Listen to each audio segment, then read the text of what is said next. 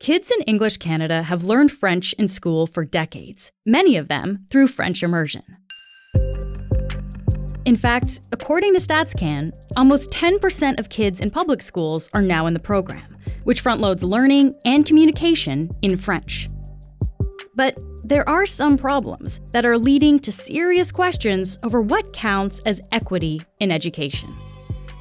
Caroline Alphonso is the Globe's education reporter, and she'll help us understand how French immersion can inadvertently create class and cultural divides in schools. I'm Menaka Raman-Wilms, and this is The Decibel from the Globe and Mail.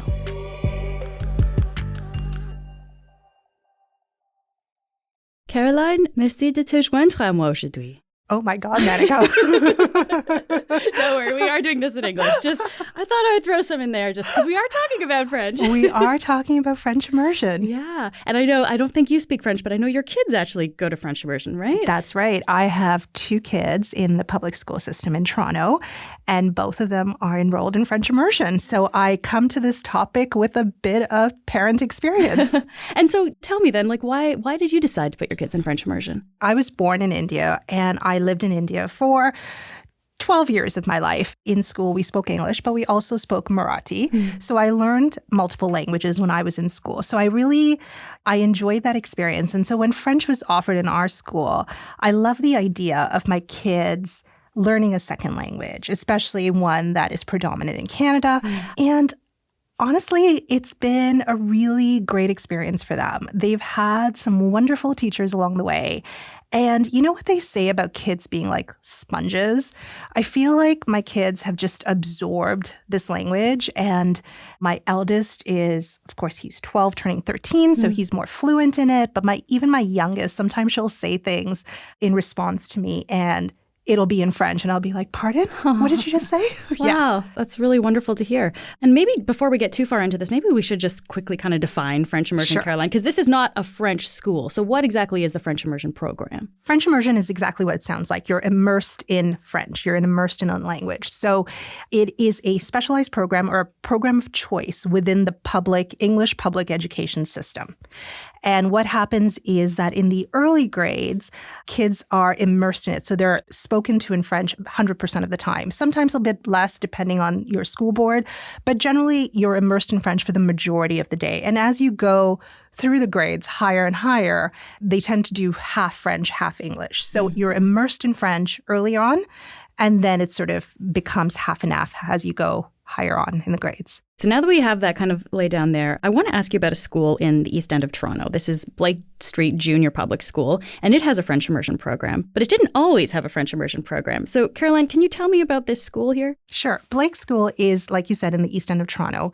That school used to be an English-only population, and a lot of parents in the neighborhood that wanted French immersion for their kids, they went to other schools. And there's a lot of chatter as to why that happened. And one of the reasons is they did not want their kids in a school that had low scores, for example, because it had a huge English population. And then Blake, enrollment was declining. There were plans probably to shutter the school just because of low enrollment, and maybe the kids would be sent elsewhere. The TDSB put French immersion in the school, and all of a sudden, you saw the population balloon at Blake. You know, all the parents who had their kids scattered across French immersion programs in other schools started sending their kids to the neighborhood school, which is Blake. And this was in 2014, I believe, so about 10 years ago. Okay. Yeah. And what you saw happen as a result is the population at Blake changed. So now you saw more parents who had a higher socioeconomic demographic. So that's what happened at Blake.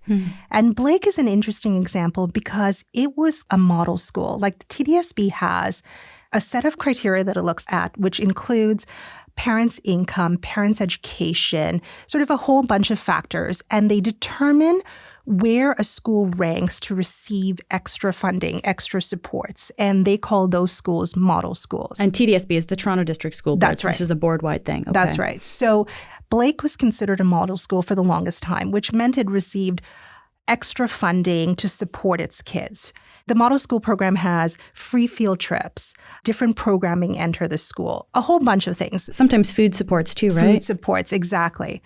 And what has happened over the years as Blake has this French immersion program in the school is its model school status has now disappeared.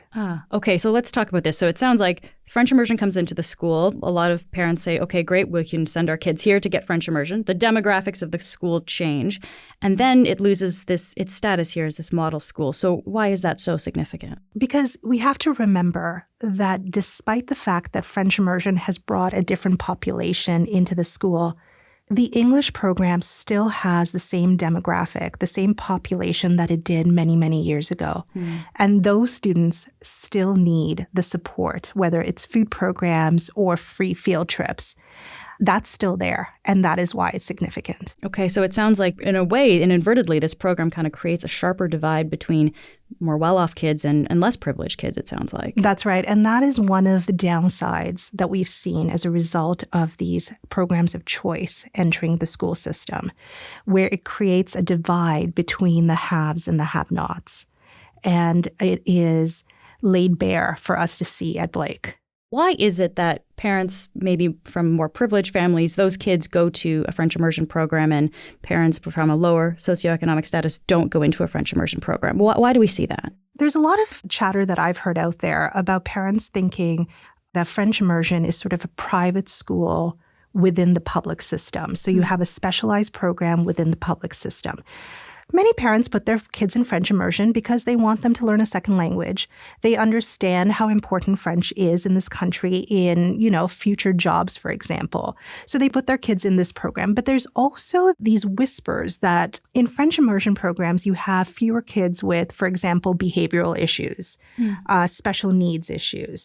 The feeling is that they may not be able to learn a second language if they're dealing with other issues as well. So those kids, I've heard from a few parents, get told to put their kids into the English program as a result. So you have sort of a French program that's seen as a little bit more affluent than the English program. Yeah. And I think in many ways, when you see more behavioral issues and special needs issues in the English program, parents may start thinking, well, I don't necessarily want my kids learning French, but I probably don't want my kids there either. I think there are starting to be more supports in French immersion, but that is the thinking among some parents. Yeah. Well, this is kind of exposing how this happens, maybe not intentionally, but how kids kind of get separated in this way then. Exactly. And I guess maybe another factor too is, if not in every situation, but maybe if, as a family, your English is your second language already, you might not be ready to jump in and throw your kid into a French immersion program, right? So maybe a lot of people who are new to Canada might not necessarily jump into that program. And, I've heard that in boardrooms where they discuss French immersion, where trustees discuss French immersion. What they're saying is that when people come into the country, they really want their children to have a stronger grasp of the English language. So they don't necessarily want to put their kids in French immersion in junior kindergarten or in grade 1 or grade 2.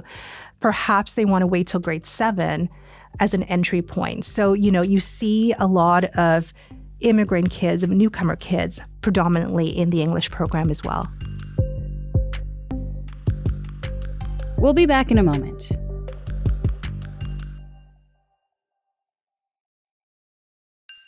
We just talked about how the French immersion program, in a way, kind of inadvertently caused a bit of a divide at Blake and also caused Blake Jr. to lose its model school status, right? So food program, field trips, dental exams too, I understand. So I guess I wonder, Caroline, how do the parents of the students in French immersion feel about all of this? I've spoken to a couple of parents at Blake, and they really want something to change. The Toronto District School Board is studying the formula that goes into supporting model schools. There are parents there that feel that perhaps the school board, in this particular school board, should look at the English program separately from the French program and perhaps get supports or maybe evaluate both programs and see if there's still a need in the English program and provide supports there. So there's parents at Blake that are really looking for equity for the kids who still need it, who still need those supports. What about the parents of kids who are in the English stream? What do they have to say? I think there's been some tensions at Blake. I think, ever since the French program came in, the stripping of resources this year as it lost its model school status, I think there are parents who are wondering sort of what gives. Is the TDSB going to reevaluate my children and our status and bring those resources back? So I think it's resulted in a bit of tension at Blake. Yeah. Okay, so we've been focusing on this one school in Toronto, but I know this must be a problem throughout the country, though, as well, Caroline. And I know you were looking at French immersion in New Brunswick specifically. What happened there? The government of New Brunswick was looking to basically eliminate the French immersion program in its schools. And instead, what would happen is in the early years, kids would spend half their day learning French and half their day learning English. This would be all kids as opposed to just a small number of kids that were learning French immersion. Because the premier and the education minister said that they wanted kids to graduate from school with a conversational level of French. All kids to graduate from school with a conversational level of French.